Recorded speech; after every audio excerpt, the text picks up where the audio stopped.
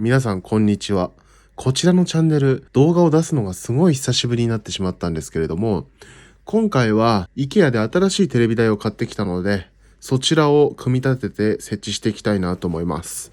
この家はですね、ちゃんとしたテレビ台がなくて、ご覧のように自分で適当にDIY した、これも長く使おうとは思ってなくて、もう本当にテレビの高さを出すためだけに、本当に簡易的に作ったものなので、もうこちらを早く撤去して、IKEA の新しいテレビ台を設置して、かっこいいテレビ周りにしていけたらなと思います。今回購入したテレビ台なんですけれども、IKEA のベストという、シリーズのものになってまして、まあ有名だと思うんですけれども、こう、キャビネットとか扉とか全部別に選んで、こう、組み合わせ、キャビネットみたいな感じのやつなんですけれども、それの、こちらの幅120センチのものを購入してきました。で、これ組み立てているうちに後々分かったことなんですけど、これテレビ台用じゃなくて、普通に収納用のキャビネットだったんですよね。なので、配線の穴とかが開いてなくて、後々苦労するんですが、皆さんは購入する際は気をつけてください。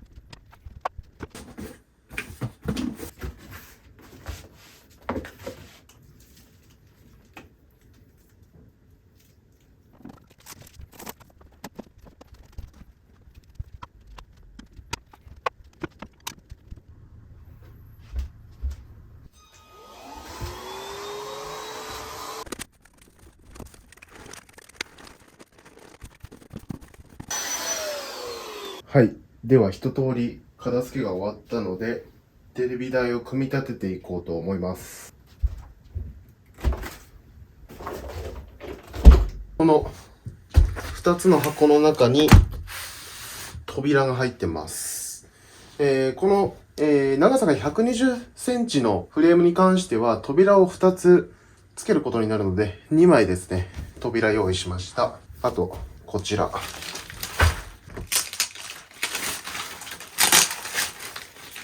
棚板ですね。このテレビ台の中に取り付ける棚板、ガラス製のものですね。とりあえず1枚購入してきたんですけど、足りなかったらまた後日追加購入することができるので、これ角のところが全然保護されてなくて、角落ちが怖くて、でもなんとか割れないで持ってこれましたね。これです。これが、ヒンジが入ってるセットですね。扉をフレームに取り付けるためのセットです。こんな感じのやつなんですけど、ヒンジが2つと、このプッシュオープンの機構が1つ入っております。これで取り付けると、こう、プッシュオープン式の扉になります。押すと、勝手に開いてくれるみたいな、そんな感じの開き扉に、することができます。これの他にスライドレールとかをつけて引き出しにすることもできますね。ではフレームの部分から組み立てを開始していきたいと思います。ホワイトの長さ120センチのモデル、高さ38センチ。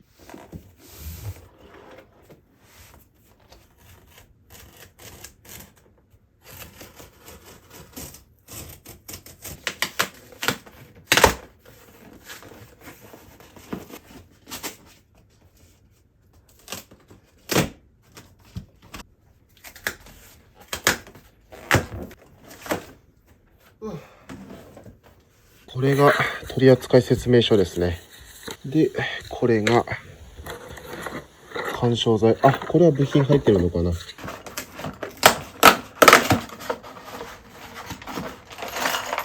これはネジとかのパーツが入ってましたね。ネジとか金具とか、あと足の部分とかがついてますね。あとなんか両面テープ的なのがついてますね。これはどこに使うんでしょうか。で、これが上か下につける、天板か底板かです。で、また緩衝材が入っていて、これが側面の板ですね。意外と軽いな。側面の板。で、間に入る仕切りの板的なやつが2枚。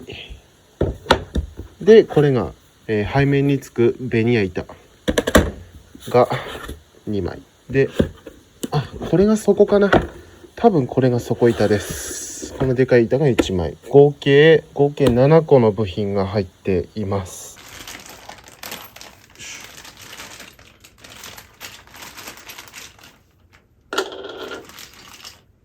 さっきの、ネジとかがたくさん入ってる袋の中に入ってますが、こんな感じのものをこの折り目ナットのところにこのように回して取り付けていきます。これ床の高さが若干違う時なんかは、ここで回して高さを微妙に調節することができます。別売りの足とかを、購入して取り付ける場合は、これを取り付けずに、その足を取り付けちゃうっていう感じになると思います。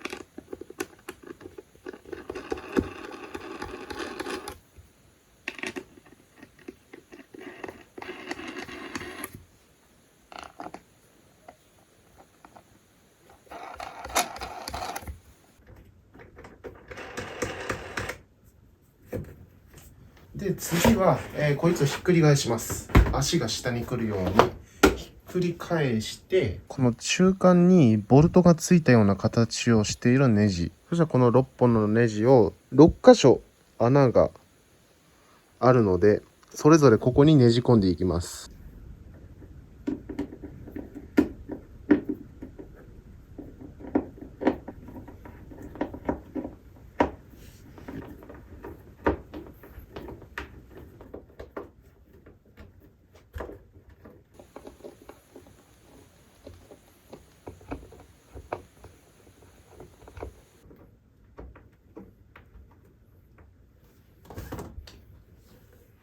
この3枚の小さい板があると思うんですけれども、これを今つけたこのネジの頭の出てる部分に差し込んで立てていきます。で、これ、この厚みが薄いものが2枚、厚いものが1枚あるんですけど、この厚みの厚いものが真ん中に来るみたいです。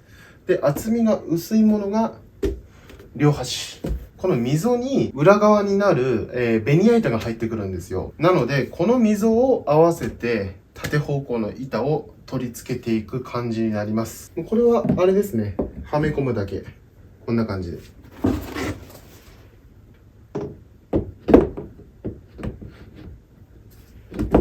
はい。で、真ん中の板も。はい。今、グラグラの状態なので、これを固定していきます。固定するために使うのはこんなパーツですね。固定するために使うのはこんなパーツですね。説明書に注意書きがあったんですけれども、同じような見た目でこんなパーツがあるんですよね。これは違うよということでした。ここの穴にこのパーツを入れます。こんな感じで。平べったいところの溝の部分にちょうどマイナスドライバーが合うようになっているので、マイナスドライバーでこう回していくことで固定できます。差し込んで、マイナスドライバーで、はい。これね、ピタッと止まります。ピタッと止まるところがあるので、止まるまでマイナスドライバーで時計回りに回すと、もうこれで結構いい感じに縦方向の板が固定されました。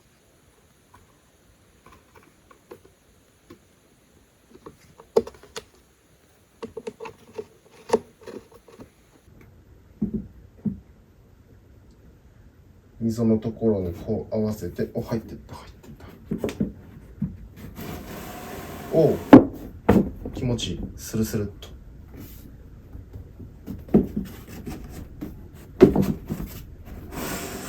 ちょっとですね、ミスりまして、これ買ってから気づいたんですけれども、実はね、テレビ台ってさっきから言ってますけど、これテレビ台ではなくて、実はただの収納だったんですよ。パッと見の見た目とか構造とかは変わらないんですけれども、テレビ台として、の使用想定されているこのベストのフレームだと、このちょっと穴が開いてるんですよ。このベニヤ板のところに。ベニヤ板のところとか、あと天板の後ろのところに配線を逃がす穴がついてるんですよ。完全に壁にピタッとくっつけても配線が逃がせるような穴がついてるんですけれども、これついてないんですね。だからこの中に、何か電子機器を入れた時に配線を逃がす場所がないんですよ、これ。なので、自分で開けるしかないっていうのがあります。このベニヤ板にね、少し開けるしかないと思いますけれども、皆さん気をつけてください。1000円ぐらい価格差があるので、意識すればわかると思うんですけれども、テレビ台とただの収納のベストがありまして、何かこの中に電子機器を置いて配線とかが必要なものを置く場合は、テレビ台の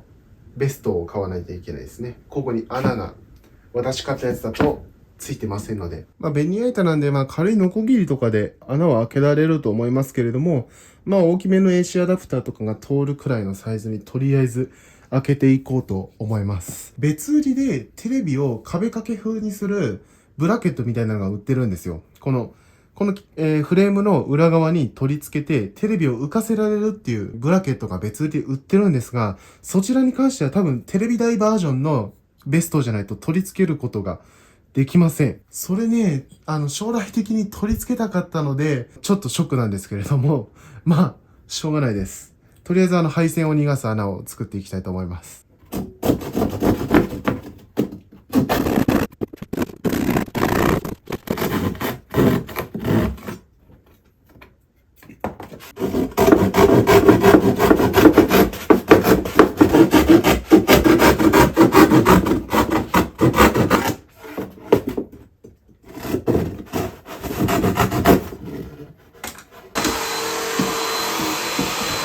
とりあえずこんな感じで背面に穴を開けることができました。ここから配線を逃がすことはできるんじゃないかなって思ってますね。おそらくテレビ台仕様のベストだともう少し大きい穴、上くらいまで結構開いてるんじゃないでしたっけね。そんな感じがしました。で、天板の後ろ側にも、配線を逃がす穴がついてるんですけれども、自分は、完全に壁にはくっつけずに少し余裕、壁から離して、取り付けるので、それはなんか汚くなりそうだし、開けなくていいかなと思ってますね。この板ですね。これがね、天板、一番上の部分に来るテレビが乗っかる部分の板ですけれども、中間にボルトがついたような形をしているネジ、また6箇所にねじ込んでいきます。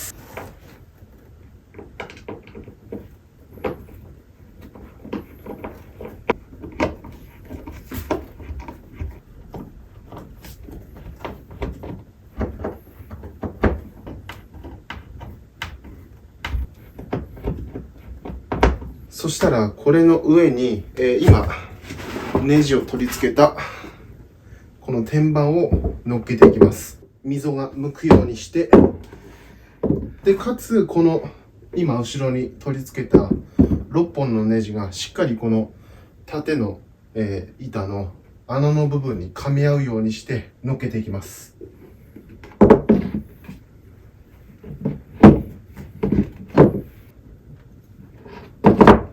この白いパーツをこの天板と縦パーツの間にもう一回やっていきます。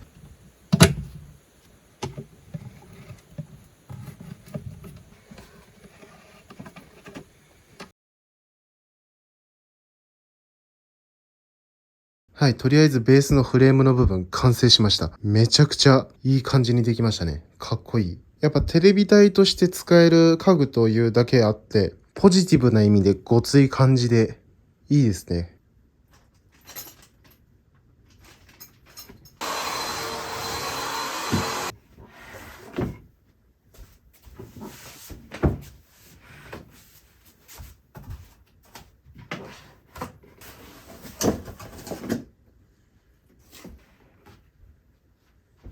ちょっとまだ散らかってはいますが、定位置に、セットアップしてみた感じはこんな感じですね。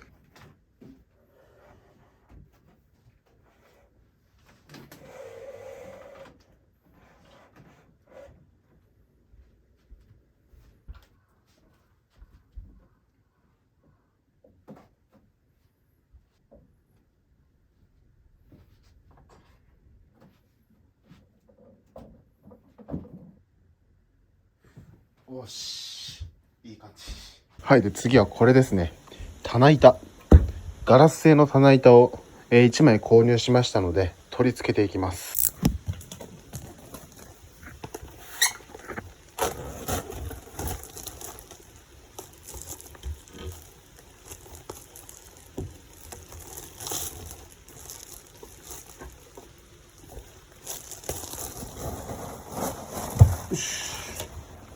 内容物はもうこの端っこに応用の紙があって、これが組み立て方の説明書とか、あといろいろ注意書き系の紙が入っています。で、本体以外の付属品に関しては、この留め具的なやつですね。この棚板を、フレームに取り付けるための金具、そしてネジ。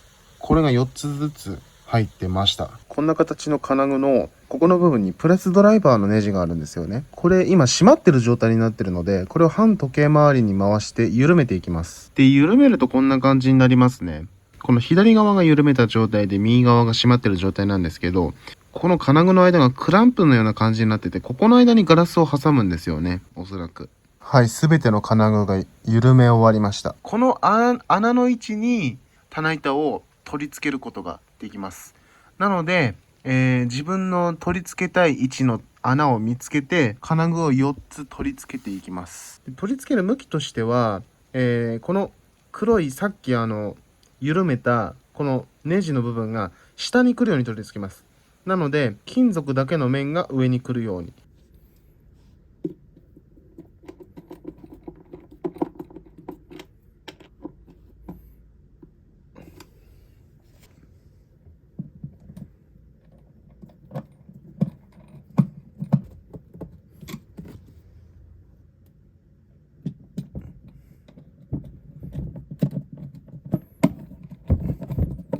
これが4つ取り付けられたので、ここの金具のこの間の部分にガラスを挿入していきます。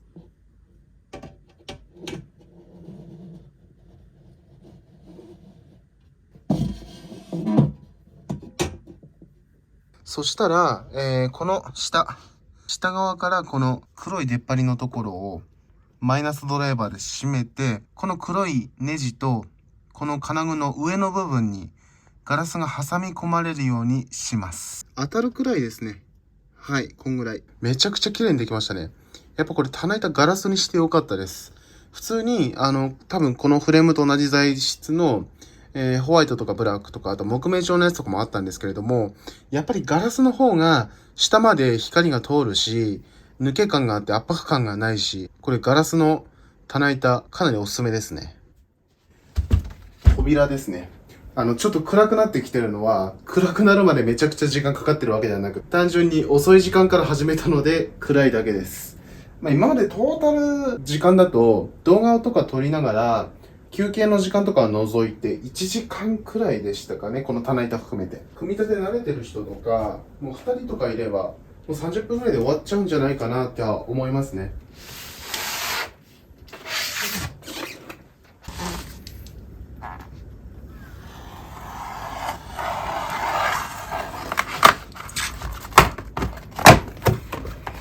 おお。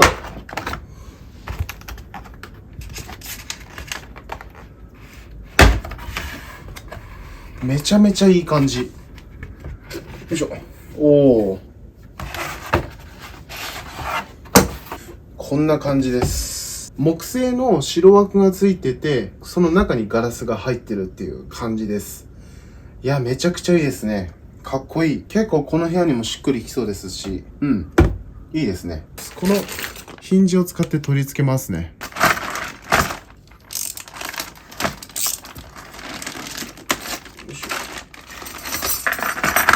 はい、ヒンジを開けてみるとこんな感じですね。取扱説明書と、これがヒンジ。ヒンジが2つついてます。そしてなんかプレート的なものとか、あとこんな金具が入ってて、ネジいろいろ、こんな感じですね。あとこいつですね。プッシュオープンの機構です。はい、まずは、この扉裏返しにして、丸い穴が開いてるところあると思うんですよね。こここに、このヒンジの、この左側のちょっと細長い方を、ちょうどこの下に出っ張り的なのがあるんですよ。この出っ張りが、この丸い彫り込みにちょうど収まるんですよ。はい。なのでぴったり合うと、こんな感じで収まりが良くなりますので、この状態でネジを締めていきます。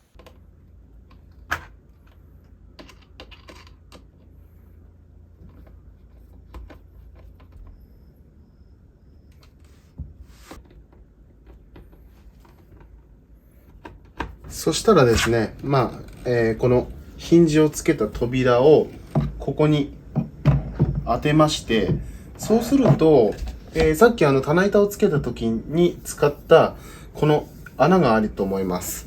この穴のどこかしらが合うと思うんですよ。なのでその合ったところで、このヒンジ側についているネジを回して、固定していくというような感じになります。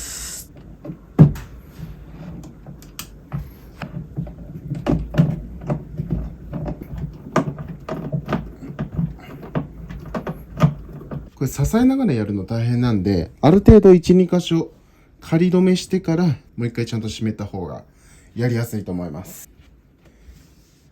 バタッと。このプッシュオープンの機構を取り付けていこうと思います。